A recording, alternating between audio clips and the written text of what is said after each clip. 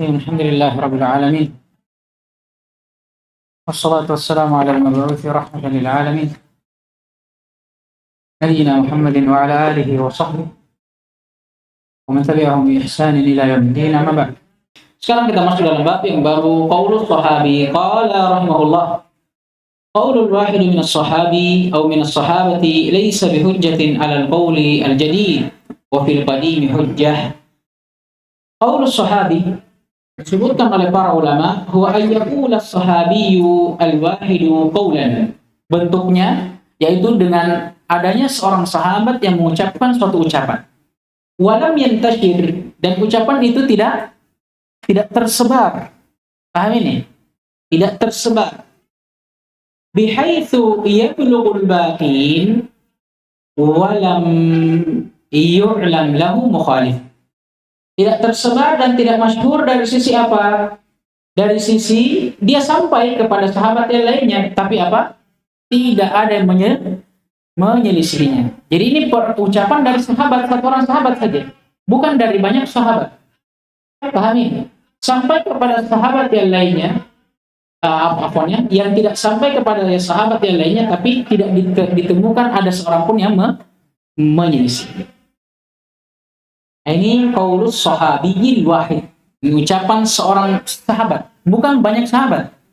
Pahami? Kenapa? Karena kalau ada ucapan sahabat yang tersebar atau perbuatan sahabat yang tersebar, kemudian tidak ada sama sekali yang menyelisihinya dan tidak ada sama sekali yang mengingkarinya, apa namanya ini?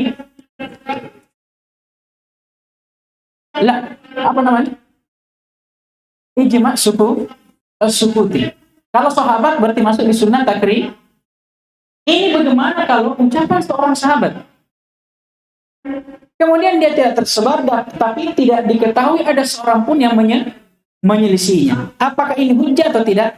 Al-Juwayni rahimahullah dalam matan mengatakan ini bukan hujjah, tapi ingat, alal qaulil jadi, di atas pendapat yang baru dari kalangan ulama al-mutaakhirin. Wa fil qadim hujjah, adapun di sisi ulama terdahulu dia adalah hujjah. Akan lebih jelas dengan syarahnya. Qala syarih hafizahullah ta'ala, qaulus sahabi min al-adillatil mukhtalafi fi hujjiyatiha. Ucapan seorang sahabat. Ingat ya, bukan qaulus sahabah, qaulus sahabiyyi. Ini nisbah kepada salah seorang sahabat. Kalau sahabatu nisbah kepada siapa? Ya, sahabat seluruhnya. Tapi kalau sahabiyyi berarti sahabi wahid. Ini apa? Minal adillah, kata beliau, termasuk juga dari usulul adillah, tapi bedanya dengan usulul adillah yang ma'rufah yang 4, Al-Quran, Sunnah, Ijma', Qiyas. Kalau ini mukhtalaf fi hujjiyatiha, diperselisihkan dalam hujjahnya dia. Pahami? Dan diantaranya akan datang juga, di antara hujjah yang mukhtalaf fiha itu ada 4. Salah satunya akan dibahas di buku ini, yaitu istishab al-asl. Sudah lewat, kita pernah singgung di salah satu masalah ini, istishabul asl. Siapa yang ingat masalah apa kita singgung ini? Istishab al-asl. Nah, jadi bentuknya istishabul asl ini itu sesuatu yang memang asalnya tidak ada dalilnya. Pahami? Contoh misalkan makan, minum dan segala macamnya, apa dalilnya ini? Apa hukumnya dulu? Mubah. Apa dalilnya? Istishab al-asl. Dalilnya tidak adanya dalil yang memerintahkan atau melarang. Itu namanya istishabul asl. Paham ini? Nah, biasa dalam kaidah fikih disebutkan dengan kaidah al-aslu baqa'u makan ala makan. Asal dari sesuatu itu kita tetapkan di atas asalnya. Kalau tidak ada dalilnya, mubah. Paham ini? Paham tidak? Nah, itu asal dari sesuatu dan akan datang penjelasannya insyaallah. Di antara dalil juga, tapi diperselisihkan, ada namanya al-islah dan istihsan, tapi akan datang di kitab yang selanjutnya. Yang perlu kita ketahui dulu, ini intinya. Qaulus sahabi al-wahid, apakah dia hujjah? Hujjah, tapi mukhtalaf fi hujjiyatiha. Kama qala Allah ta'ala wal murad bihi ma athara aw ma athara an ahadin ما أثر عن أحد من أصحاب النبي صلى الله عليه وسلم من قول أو فعل أو تقرير في أمر من أمور الدين. Apa yang diinginkan dengan qaulus sahabi itu apa yang terhasilkan dari salah seorang dari sahabat Nabi alaihi salatu wassalam, dari ucapan ataupun perbuatan ataupun pembenaran dan pembiaran pada perkara dari perkara-perkara agama. Kama qala Allah Ta'ala wa dzikrul wahidi laisa wa dzikrul wahidi laisa qailan fala mafhuma lahu li'anna al-khilafa fil wahidi wal itsnaini was tsalatsa wal qasdu anna al-khilafa jarin fi ma lam yajma'u alaihi. Dan penyebutan satu di sini ini bukan qaid, karena maka tidak dipahami pemahaman kebalikannya, bahwasanya ada khilaf, karena khilaf itu bisa satu orang, bisa dua orang, bisa tiga orang. Dan yang dimaksudkan bahwa khilaf ini bisa terjadi pada apapun yang tidak disepakati atasnya. Wassahabi, sekarang takrif tentang sahabat. Siapa itu sahabat? Man sahaban Nabi sallallahu alaihi wasallam walau sa'atan aw laqiyahu mu'minan bihi wa mata ala dzalika. Sahabat itu adalah siapa yang bersahabat dengan Nabi alaihi salatu wasallam di masa hidup beliau, walau sa'atan, walaupun hanya sesaat, aulaqiyahu, atau dia berjumpa dengan Nabi alaihi salatu wassalam dalam keadaan mukminan bihi, beriman kepadanya, wa mata ala dzalika ay mata ala dzalikal iman, dan kemudian dia meninggal di atas keimanan tersebut. Para ulama, walau takhallalathu riddah alal asah. Apa maksudnya? Walaupun di pertengahan hidup sahabat ini sempat murtad kemudian Islam kembali. Paham ini? Ini juga dianggap sahabat. Kama qala Allah Ta'ala wa qala sahabi in thabata lahu hukmur raf'i ka qawlihi umirna wa nuhina aw min as-sunnati kadza fa huwa marfu'un hukman wa huwa hujjatun kama huwa muqarrarun fi ilmi al-hadits. Ucapan para sahabat sekarang masuk ke dalam inti pembahasan. Ucapan seorang sahabat, kalau dia ditetapkan dengan hukum rafa, dia dihukumi dengan hukum bersambung kepada Nabi alaihi salatu wassalam.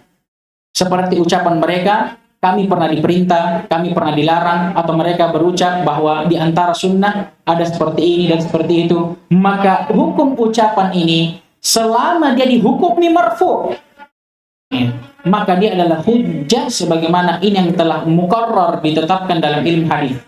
Tapi ingat, kapan ucapan seorang sahabat dihukumi rafa' pada Nabi alaihi salatu wassalam? Kata para ulama, iyaqula qawlan la majala lijtihadi fihi. Kalau ada seorang sahabat mengucapkan suatu ucapan yang sama sekali tidak ada pintu ijtihad di dalamnya. Maksudnya, ucapan yang tidak mungkin ucapan itu adalah ijtihad seorang sahabat. Contoh apa? Akhbar anil mughayyabat. Berita tentang hal-hal ghaib, tentang surga, neraka, keadaan yang ada di dalamnya. Ini ada beberapa asar yang sabit bukan dari Nabi, tapi dari sahabat. Tapi apakah ucapan sahabat ini bisa dihukumi marfu bersambung kepada Nabi? Jawabannya, na'am. Kenapa? Karena tidak mungkin para sahabat berijtihad terhadap masalah apa? Ghaibiyat. Tentang masalah hal-hal ghaib. Pahamin. Jadi tidak semua akhbar sahabat itu dihukumi rafa'. Makanya kata beliau, yang bisa menjadi hujjah qaulus sahabi in thabata lahu hukmur rafa', dengan syarat in apa namanya? Syartiyah. Jadi asalnya qaulus sahabi huwa hujjatun kama huwa muqarrarun fi ilmi hadis. Mana syaratnya? In thabata lahu hukmu ar-rafa'. Jadi dia bisa menjadi hujjah kalau dia dihukumi rafa'. Kapan itu? Ayat yang kita sebutkan tadi. Kalau sahabat itu mengucapkan ucapan yang tidak mungkin terhasilkan dari ijtihad dia. Contohnya apa? Akhbar anil mughayyabat. Nanti ini pahami. Nah, ini yang pertama. Wa illam yathbut lahu hukmur raf'i faqad ajma'al ulama'u ala anna qaul as-sahabi fi masail al-ijtihad laysa bihujjatin ala sahabiyyin akhar. Adapun kalau khabar atau ucapan dari salah seorang sahabat tersebut tidak dihukumi rafa' bersambung kepada Nabi, maka para ulama telah bersepakat bahwasanya ucapan seorang sahabat tersebut yang masuk ke dalam perkara masail ijtihadiyah bukan hujjah atas sahabat yang lainnya, bukan hujjah atas sahabat yang lainnya. Iya, bagi sahabat yang lainnya. Tapi bagaimana bagi selain sahabat? Bagaimana bagi selain sahabat? Kata para ulama, al-wajibu at-takhayyuru min aqwalihim hasbat dalil. Akan tetapi yang wajib itu memilih yang mana yang paling kuat di antara pendapat mereka sesuai dengan dalil. Baik. Walaupun sebagian ulama ada yang mengatakan ya, atau ada yang merajihkan dengan melihat beberapa sisi. Di antaranya dia lihat dulu yang mana yang paling banyak, atau dia lihat siapa yang mengucapkan. Contoh misalkan ada ucapan dari Abu Bakar, kemudian ada ucapan dari Abu Hurairah. Paham ini? Kan kata para ulama ini bukan hujjah bagi sahabat, tapi untuk selain mereka wajib untuk dipilih yang mana yang paling kuat kemudian dijadikan hujjah. Paham ini? Tapi cara memilih yang kuat ini, sebagian ulama ada yang mempersyaratkan apa? Al-kathrah, banyaknya. Siapa yang paling banyak yang mengucapkan hal tersebut, itu yang diambil hujjah.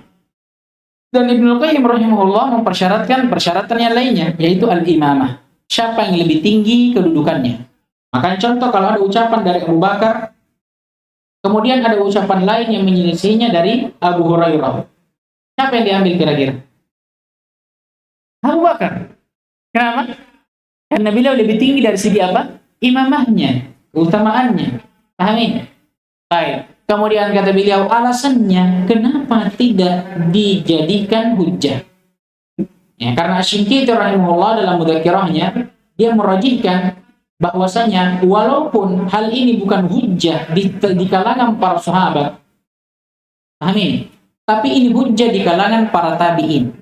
Nah, sekarang alasannya kenapa itu bukan hujjah? Kata beliau, "Li'anna as-sahabata radhiyallahu ta'ala anhum ikhtalafu fi katsirin minal masail, walau kana qawlu ahadihim hujjatun 'ala ghairihi lama ta'ti minhum hadzal khilaf."